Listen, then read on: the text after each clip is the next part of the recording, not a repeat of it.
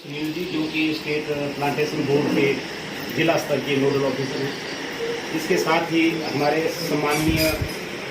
जो किसान बंधु हैं जिन्होंने अभी आयुर्वेदिक जो जड़ी बूटियों से संबंधित खेती में जो है जो अपना योगदान दे रहे हैं। इसके साथ ही विभिन्न पंचायतों से जो प्रधान और जो बीडीसी सदस्य और आसपास के जो किसान बंधु यहाँ एकत्रित हुए हैं, मैं आप सभी का यहाँ स्वागत करता हूँ। जैसा कि अभी चर्चा के दौरान डॉक्टर सुनील ने विस्तृत तौर पे जो है वो हमारी आयुर्वेदिक खेती की ओर किसानों को जोड़ने के लिए जो प्रयास इनकी ओर से किया जा रहा है और उसमें आप लोगों को ये शामिल कर रहे हैं या आगे भी करना चाहते हैं, और उस बारे में जो है उसके फायदे क्या हैं। जैसे कि आप सभी जानते हैं कि आज के समय में जो बंदरों की समस्या और ये जो जंगली जानवर या पालतू जानवर आवारा है उनकी समस्या के कारण किसान जो हैं वो खेती से जो है वो थोड़ा विमुख हो रहे हैं, क्योंकि जितनी वो मेहनत करते हैं, जितनी लागत खेत में डालते हैं, उसके हिसाब से इनको जो है वो पैदावार नहीं मिलती है और निराश होकर जो है वो लोग खेतीबाड़ी जो वो छोड़ रहे हैं। तो हमारे कुछ किसान भाई जिन्होंने अपना जो ये आयुर्वेदिक प्लांटेशन से संबंधित जो इन्होंने एक एक्सपेरिमेंट किया है, उसके जो रिज़ल्ट हैं वो भी आप लोगों के साथ शेयर किए हैं। और अगर हम तुलना करें तो आप देखेंगे कि जो ट्रेडिशनल खेती है उसकी तुलना में ये जो आयुर्वेदिक खेती है इसमें जो है आपकी जो इनकम है वो कई गुना ज़्यादा निकल के आती है। जैसे 2 कनाल में कह रहे थे कि सारे खर्चे निकालने के बावजूद भी इन्होंने 9,500 रुपये जो है बचाया है। जो अनूप जी थे उन्होंने भी लगभग 4-5 हज़ार रुपये का जो है 1 कनाल में से पैदावार निकाली है, और उससे जो है प्रोत्साहित होकर इस बार इन्होंने जो है वो 12 कनाल में जो है ये इसी प्रकार के पौधों की खेती कर रहे हैं। मैं डॉक्टर सुनील जी का जो कि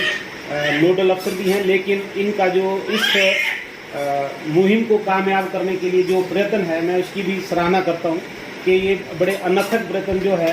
वो कर रहे हैं और किसानों को जो है जोड़ के उनकी जो है आजीविका को और ज़्यादा सुदृढ़ करने के लिए जो है अपना कदम बढ़ा रहे हैं। और मैं केवल ये कहना चाहूँगा कि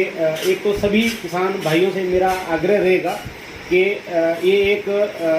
पोटेंशियल एरिया है जहाँ की हम अपनी पैदावार को बढ़ा सकते हैं और जो हमारे को नुकसान होते हैं खेती में उनसे हम बच सकते हैं। हालांकि कुछ इश्यूज़ हैं, वो इशू जो हैं वो एड्रेस करने की ज़रूरत है कि कल को किसान जो है जो पैदावार होगी वो उनकी जो है एक अच्छे मार्जिन के साथ जो है उसके लिए मार्केट उपलब्ध हो, ताकि उनको जो उनकी पैदावार है वो स्ट्रक ना हो जाए और कल को वो डिस्करेज ना हो जाए कि जी हमने इतनी मेहनत भी की, हमने इतनी पैदावार भी की,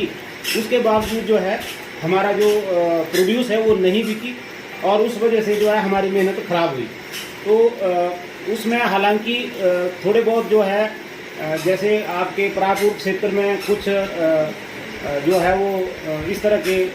एक्टिविटी हुई हैं जहां कुछ एक उम्मीद की किरण नज़र आई है कि हम वैल्यू एडिशन करने के उन्होंने जो तरीके अपनाए हैं,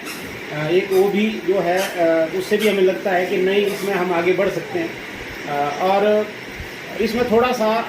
विभागीय तौर पर भी ज़रूरत है मदद की, क्योंकि अगर हमारे इनपुट जो है अगर वो उसकी कॉस्ट घटती है और मनरेगा एक वो साधन हो सकता है जिसके माध्यम से हमारी ये इनपुट कॉस्ट जो घटेगी। जैसा कि मुझे बताया गया था आज मॉर्निंग में ही SCBPO जो कि यहाँ ब्लॉक डेवलपमेंट ऑफिसर का भी इनके पास अब अतिरिक्त कार्यभार है आजकल, तो जो मुझे पता लगा है कि मनरेगा में इस स्कीम में जो है जो औषधीय पौधे हैं उनकी प्लांटेशन में जो है वो एक ये काम भी उसमें अधिकृत काम है। तो इसमें अगर हम लोग अपने जो किसान भाई हैं जिनको कि हम उनका जॉब कार्ड बना के उनको जोड़ सकें, और दूसरा ये कि जो हमारा उसमें एक कंपोनेंट होता है मटेरियल कंपोनेंट, उसमें जो हमारे किसान बंधु इससे जुड़े हैं नर्सरी जो औषधीय पौधों की नर्सरी को तैयार करने में, अगर वहाँ से हमें ये पौधे जो हैं वहाँ नर्सरी से मिल जाएं तो उनको नर्सरी तैयार करने का कीमत मिल जाएगी और हमारे किसान जो